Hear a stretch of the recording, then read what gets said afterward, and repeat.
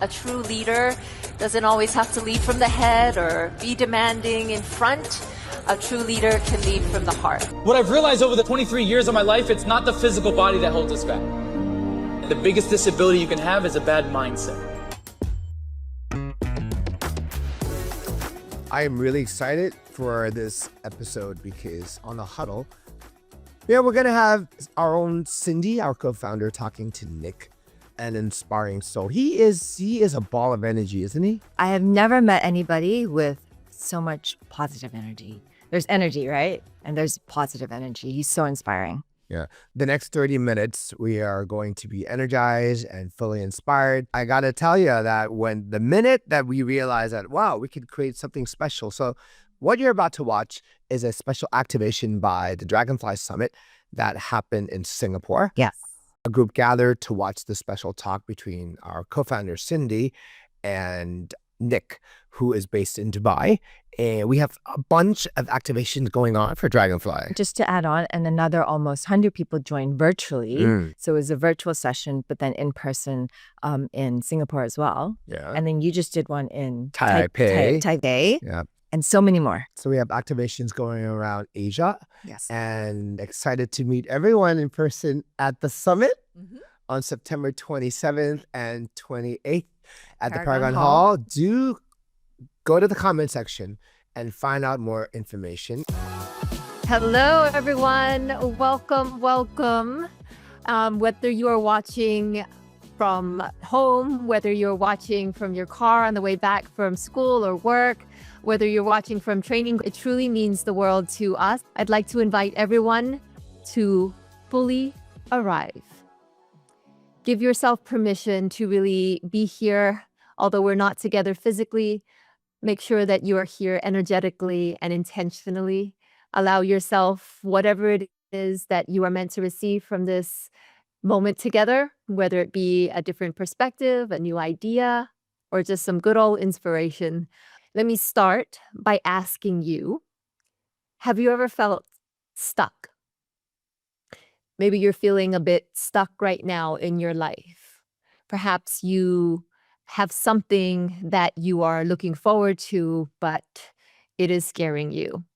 Perhaps you feel the urge to make a change in your life, but you don't really know what that is or what that looks like.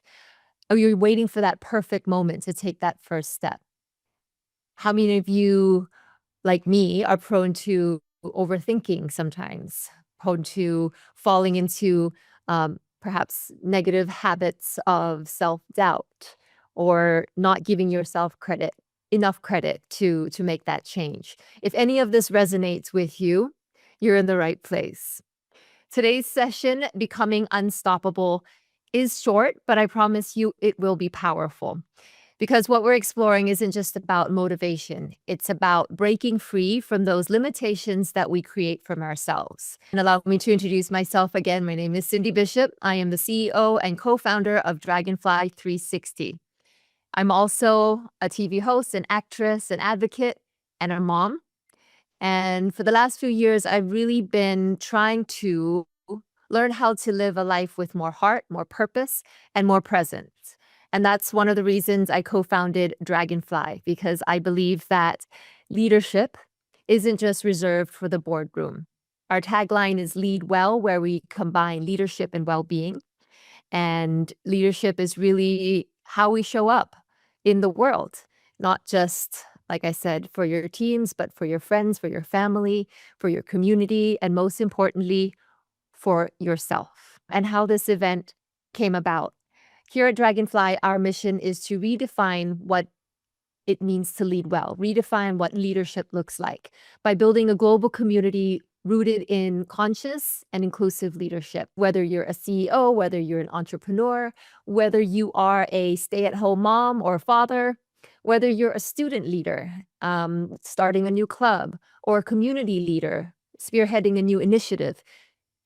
The definition of leadership is your ability to inspire others. Therefore, your words that you use, the actions you take, these all have an impact on people and the world around you. And when you transform, the world around you transforms as well.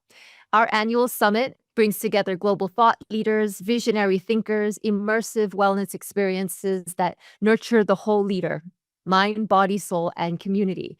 And this year's theme for our summit, and indeed everything that we're doing, is flow, because we know that leadership is not just about pushing forward or about productivity or ambition only. It's also about going with the flow and being able to move with whatever life throws at us. Leadership is knowing how and when to act.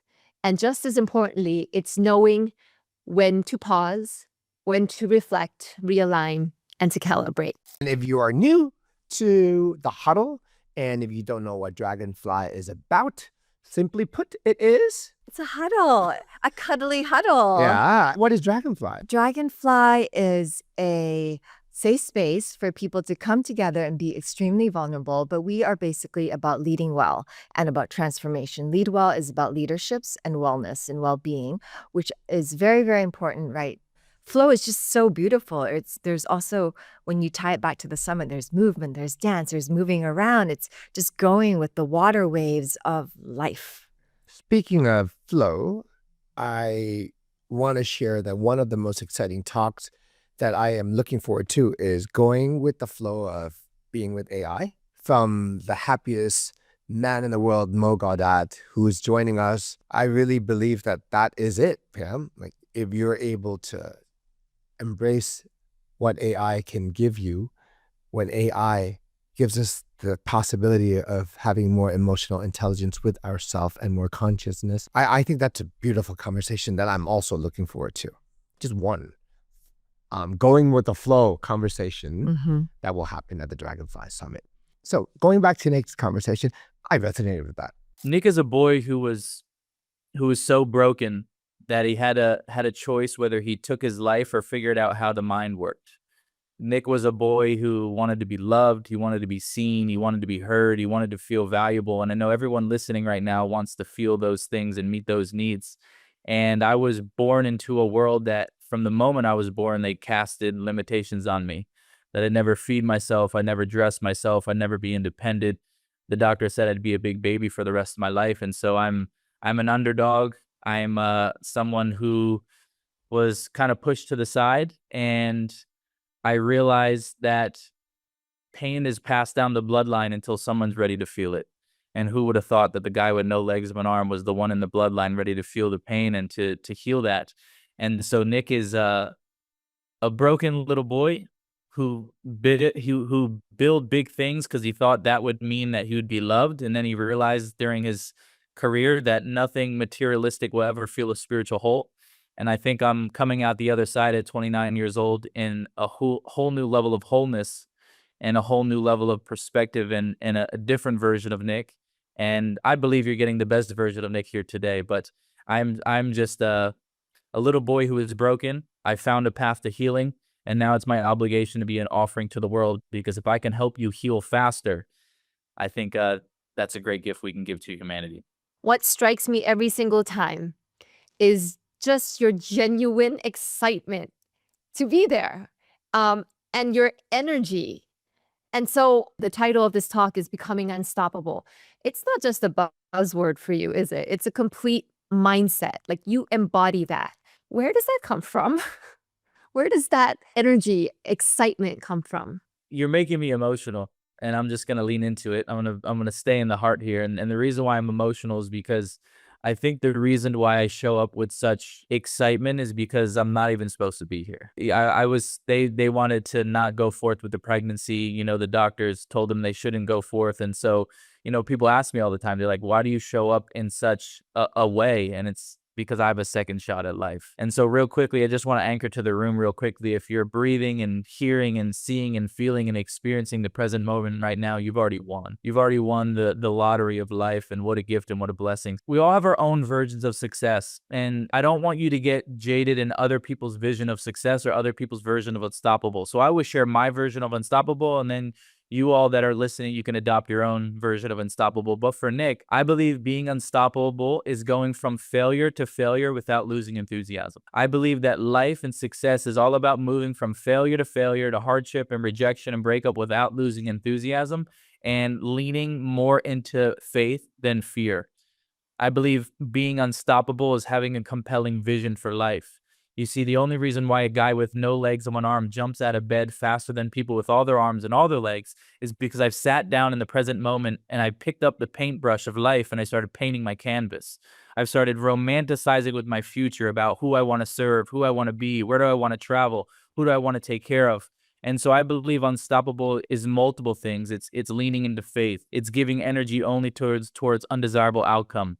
It's taking the punch in the face and keep moving forward because you know it's something greater than yourself.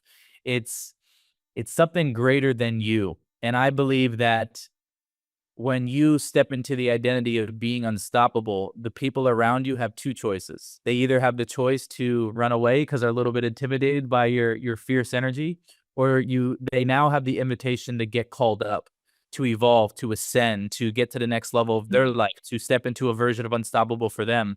And so I believe unstoppable is walking through life without losing enthusiasm, regardless of what the 3D world throws at you. That's so true. Especially resonate when you say that when you embody that energy and you step into your power, it sometimes causes the people around you to be intimidated. And then depending on your relationship with them, you sometimes then shrink back or you're afraid of making them uncomfortable. We're not even 30 minutes in and we're already tearing up. I appreciate it. Excuses. You talk about excuses. One of your talks is about annihilating excuses. That's a pretty strong word that you use on excuses. And you mentioned that they're the biggest traps that we fall into. Why do we cling onto excuses? And how do we shift into ownership and action instead? Yeah, beautiful. I'm going to come direct to y'all. So we got heart center Nick, maybe head center Nick comes in, but I'm going to come direct. The reason why we love excuses is because it makes us feel better about not doing anything with our life. It validates our lack of progress. It validates our lack of movement, right? And so it's easier to blame someone else for the reason why we're stuck versus taking ownership.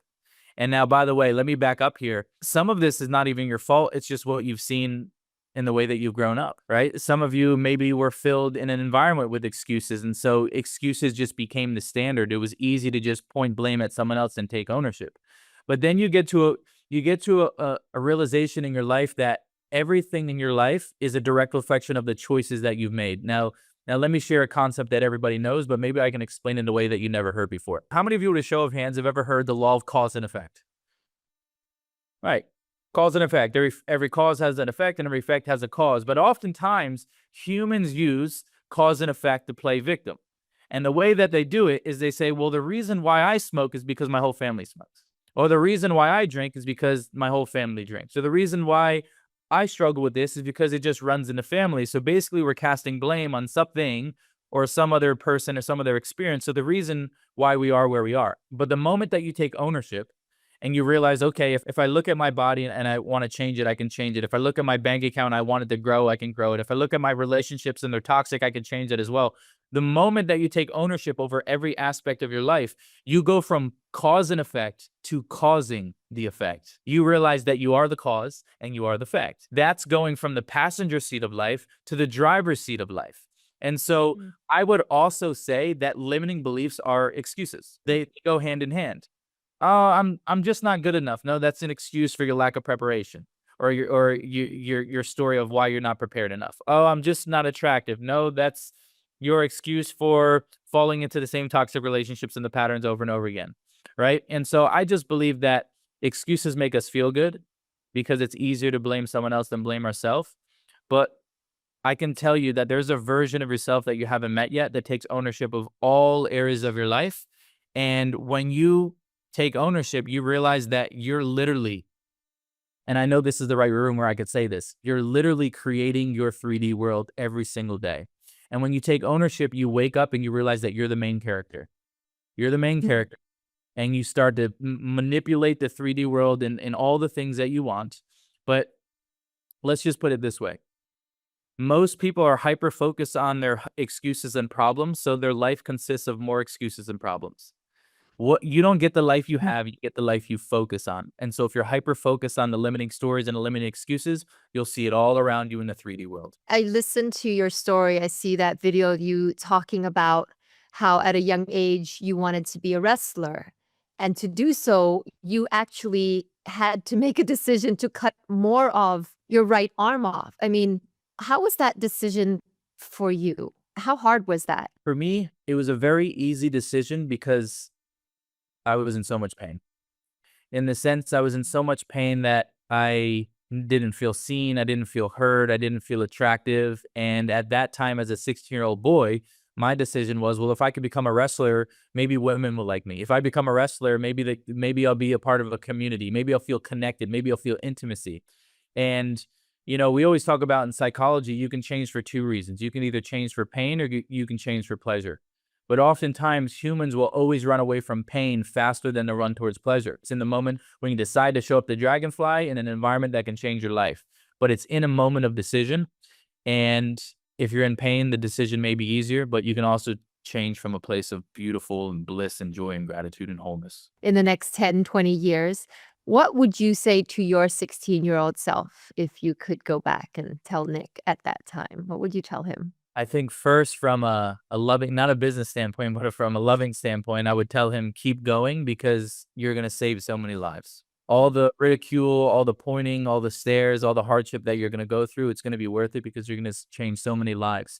Now, by the way, for those that are listening, that's not just the message for the man with no legs, one arm. What if I were to tell you that the very path that you're walking right now and the traumas that you've overcome and the traumas that you've healed and the things that you've overcame was actually the blueprint for you to now turn around and condense time for other people? What if you actually walk the path and now you have the map and you can give it to other people? So that would be the first thing that I would say is, Nick, just keep going. But the other thing that I would say to Nick is there's two types of people in the world. You have puddles and you have wells. Everybody starts off as a puddle, meaning they maybe don't know a lot. They don't have mastery. They don't have a skill set. Maybe they don't feel valuable. All of us, Cindy, myself, we all start off as puddles. By the way, we didn't just pop into the world this handsome, this beautiful, and this smart. All right, okay? We need to work at this. All right, y'all picking up what I'm putting down?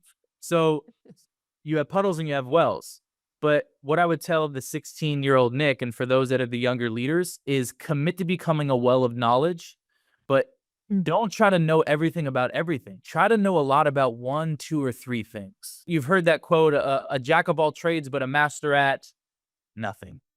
And so for the past 8 years, I've just dedicated my life to the brain, to communication, and to influence. I'm not over here trying to teach crypto. I'm not over here trying to teach trading. I'm not over here trying to teach real estate. I stay in my lane. And because I stayed in my lane, I developed such a well of knowledge that now people look at me as the authority and the expert. And guess what? Because I'm a well of knowledge, competence breeds confidence. So the more competent I am at a specific subject, the easier it is for me to talk, right? And so what I would say is find what you're passionate about, find what really lights you up, and dig your well of knowledge and don't stop. Don't look up. And then just serve people with that. And I would also say, maybe a few years back, we could never say this, but for the 16-year-olds and the young leaders, you have no excuses. You got AI. Basically, AI is an extension of your level of consciousness. Like you have all the tools at your fingertips. And so what I would say is find ways to provide value and to become so valuable where they can't ignore you. We know that whatever you resist persists. So find where the resistance is and tackle that thing. And that doesn't need to be a massive challenge. It doesn't need to be, you don't need to go climb a mountain. In your day-to-day, find out where you're feeling resistance and then go get curious about it. Well, I'm so excited to have you at our summit this year in Bangkok in September. It's a little bit of a taster. What can our community expect to see you on our stage at the summit? First, you'll expect the shortest speaker in the world that you've ever seen. So that's going to be the first for a lot of you. But what you'll expect is I've put together a unique process, 3 to 4 breakthrough exercises, where I'm going to ask you questions that no one's ever asked you before, which are going to lead you to answers and breakthroughs that you've never seen, or maybe they weren't in your awareness. And so after training over 1 million people live from stage, I've kind of figured it out. And I've realized that there's a lot of patterns that are common within the human race. And I'm going to help you identify the patterns, the unconscious programming that may be holding you back so you can strip power away from it. But ultimately, I'm going to be your baby Yoda for an hour. which means that I'm just going to ask you the right questions that are going to lead you to your own answers. And once you see them, you can never unsee them. So congratulations on being in the right room at the right place at the right time, because I can assure you after that session, life will never be the same. Sorry, not sorry. Okay, bring it on, Baby Yoda. Amazing. I am really grateful that Nick made time to talk to Cindy, and leading up to the summit, I could feel the energy, and that's the energy that I think we need here in Bangkok. And imagine in real life how that would be. That was virtual. Yes. I'm so thankful that he made that time. He's so gracious. And most of our speakers, I think we love them because they're just so gracious. And conversations like that remind us of why Dragonfly exists, to move people, to connect people, to remind us that we are all just humans trying to figure it out and flow through time and just be. Thank you so much for being a part of this moment with us. It is truly a reminder of how vulnerability and strength comes from within, and how leadership and healing really go hand in hand. Yeah. We do have a special code for the viewers of the Huddle who wants to join us as well. So please do check out our website. Do find out more about Dragonfly Summit. And if it resonates with you, if you find it of value, and if you think it's something that, it might actually be exciting, interesting, or even a bit curious to know, like, what would this do for you? I think we're already connected at that level. So do check out our website. We have so much information on our socials, and hope that we get to welcome you to the Dragonfly Summit happening at the end of September 27, 28, which is a weekend in Bangkok, Thailand.